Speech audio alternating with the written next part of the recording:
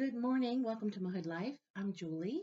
This is reading through the Bible in a year. Today we are reading from the Chronological Bible.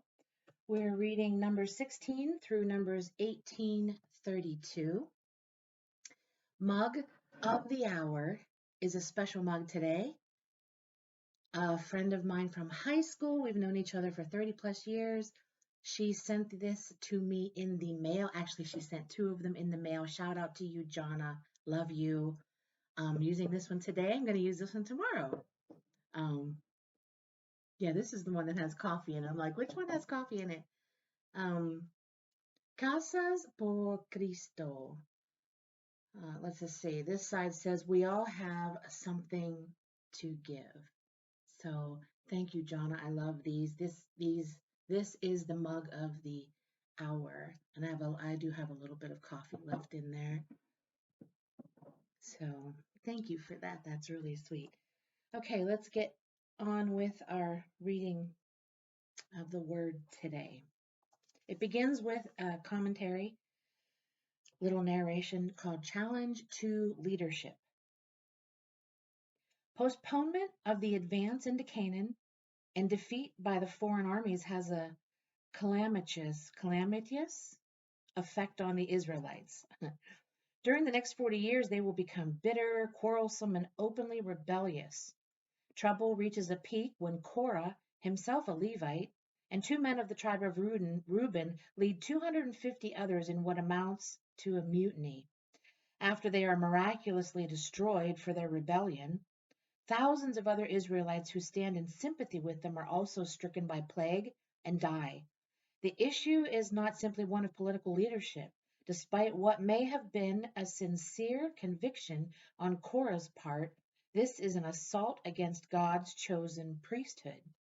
To make his selection of Aaron as priest perfectly clear, God directs Moses to perform a test involving the collection of rods from each tribe. Only Aaron's rod proves to be God's choice. To further instruct the Israelites regarding the proper position of the priesthood and the Levites who serve with them, God declares that the priests and the Levites will have no inheritance in the promised land, but will rather be supported through the practice of tithing. So we begin here with Numbers 16.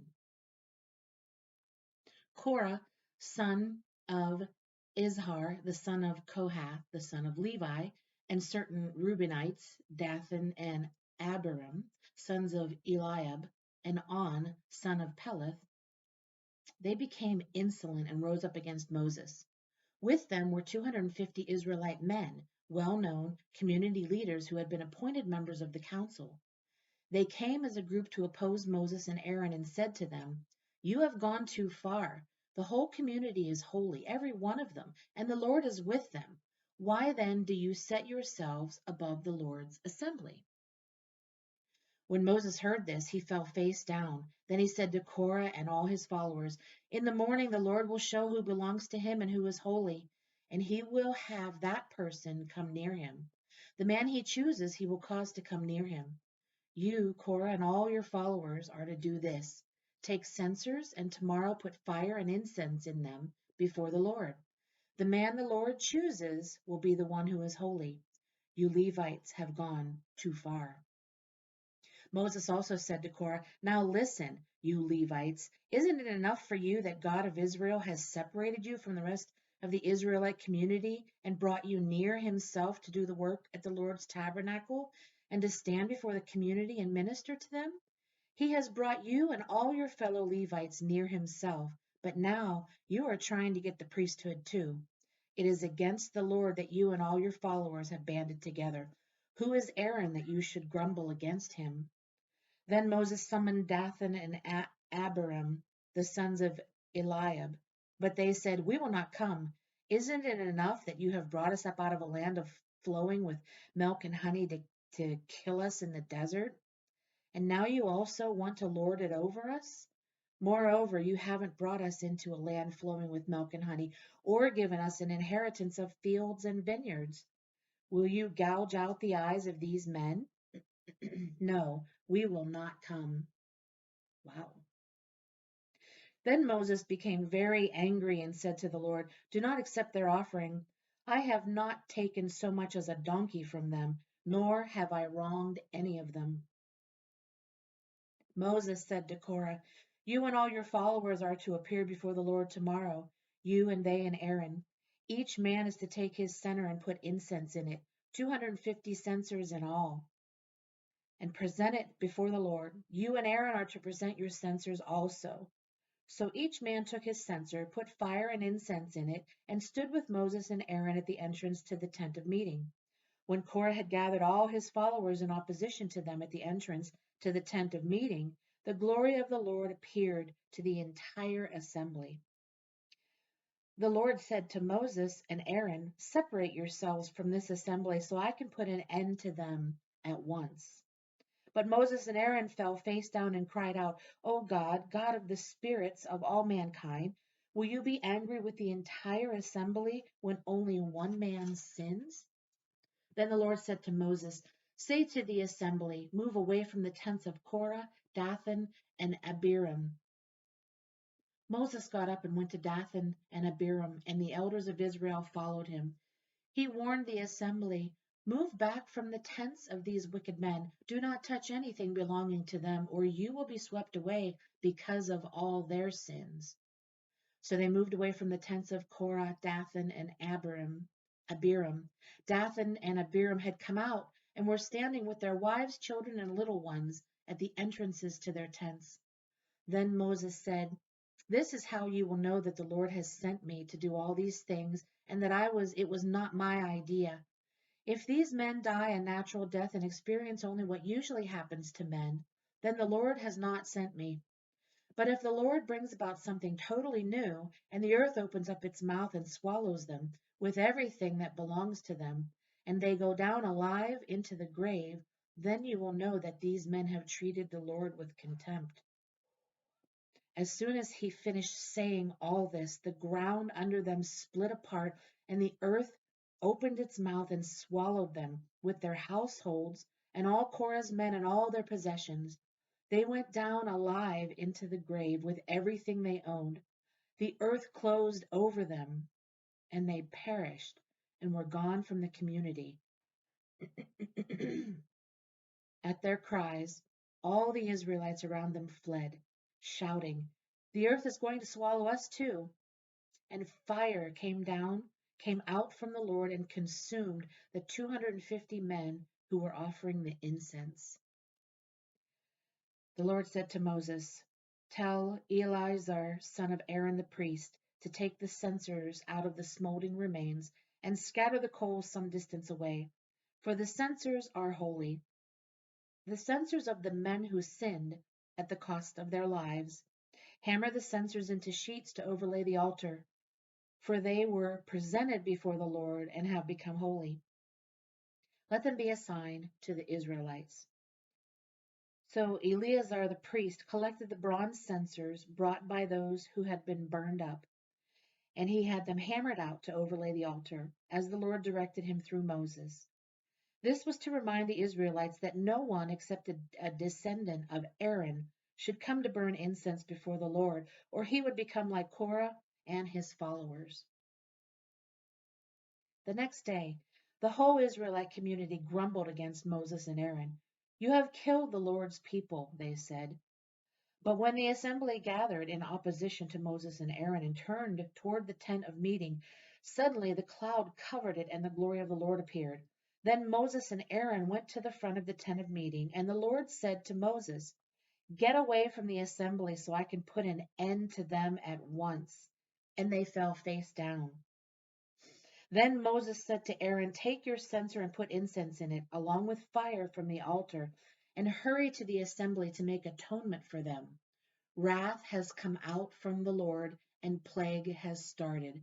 So Aaron did as Moses said and ran into the midst of the assembly. The plague had already started among the people, but Aaron offered the incense and made atonement for them. He stood between the living and the dead, and the plague stopped.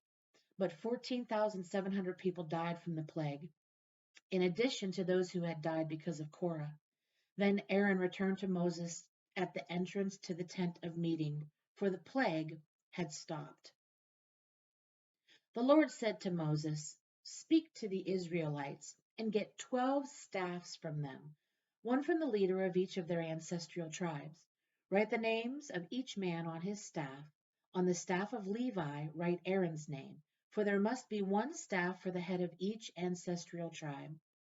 Place them in the tent of meeting in front of the testimony where I meet with you.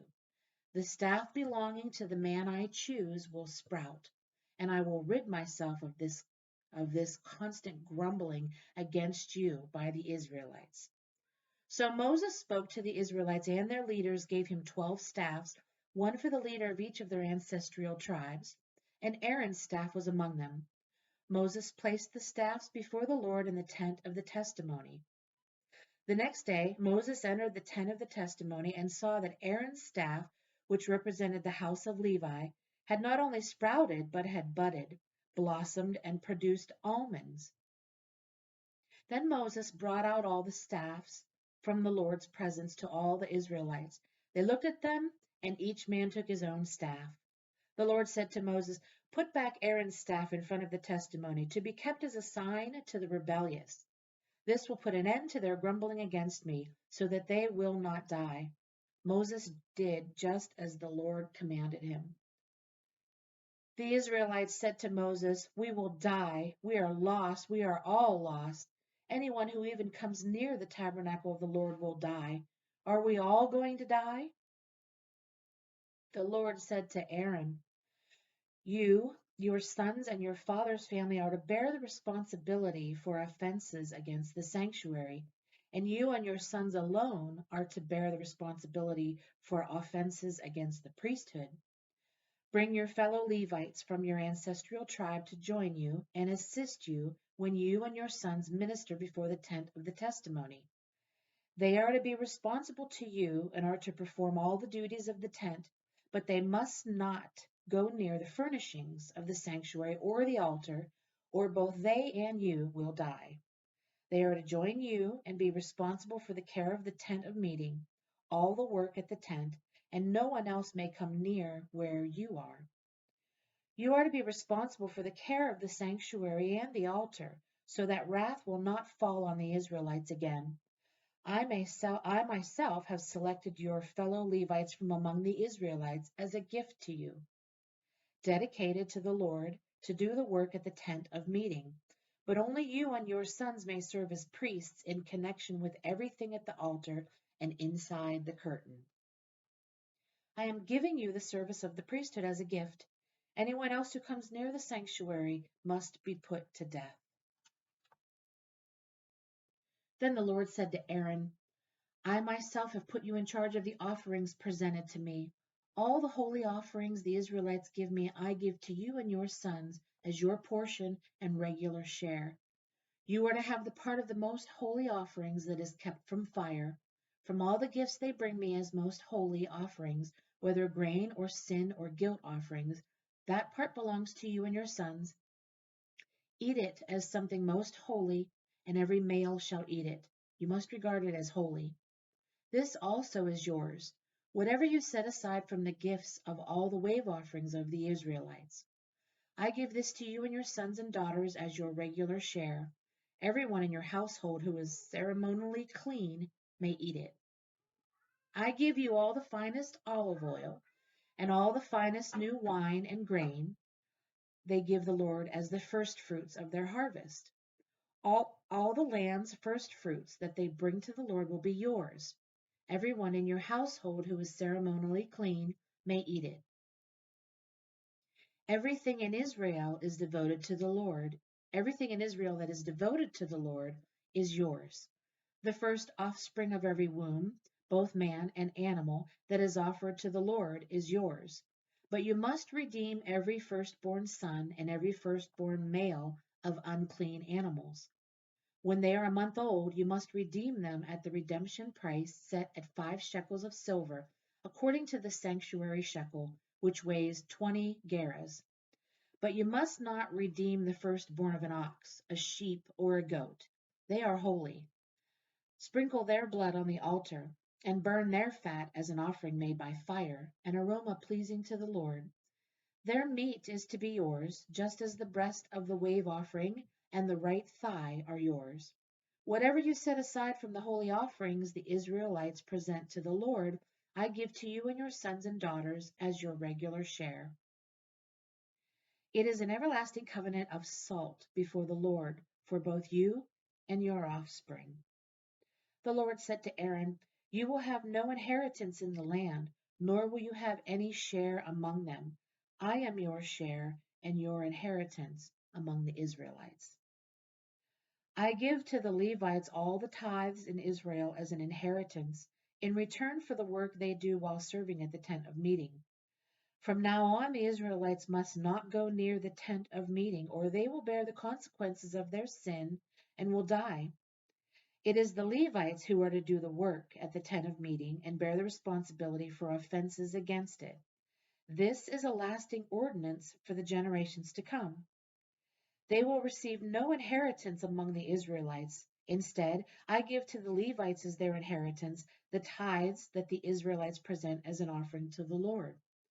This is why I said concerning them, they will have no inheritance among the Israelites. The Lord said to Moses, Speak to the Levites and say to them, When you receive from the Israelites the tithe I give you as your inheritance, you must present a tenth of that tithe as the Lord's offering. Your offering will be reckoned to you as grain from the threshing floor or juice from the winepress. In this way, you also will present an offering to the Lord from all the tithes you receive from the Israelites. From these tithes, you must give the Lord's portion to Aaron the priest. You must present as the Lord's portion the best and holiest part of everything given to you. Say to the Levites, When you present the best part, it will be reckoned to you as the product of the threshing floor or the winepress. You and your households may eat the rest of it anywhere, for it is your wages for your work at the tent of meeting. By presenting the best part of it, you will not be guilty in this matter. Then you will not defile the holy offerings of the Israelites, and you will not die. So that ends the reading for today from the Word of God. Thank you so much for joining me here on Mohood Life. I hope that you will join me again also tomorrow, and have a blessed day.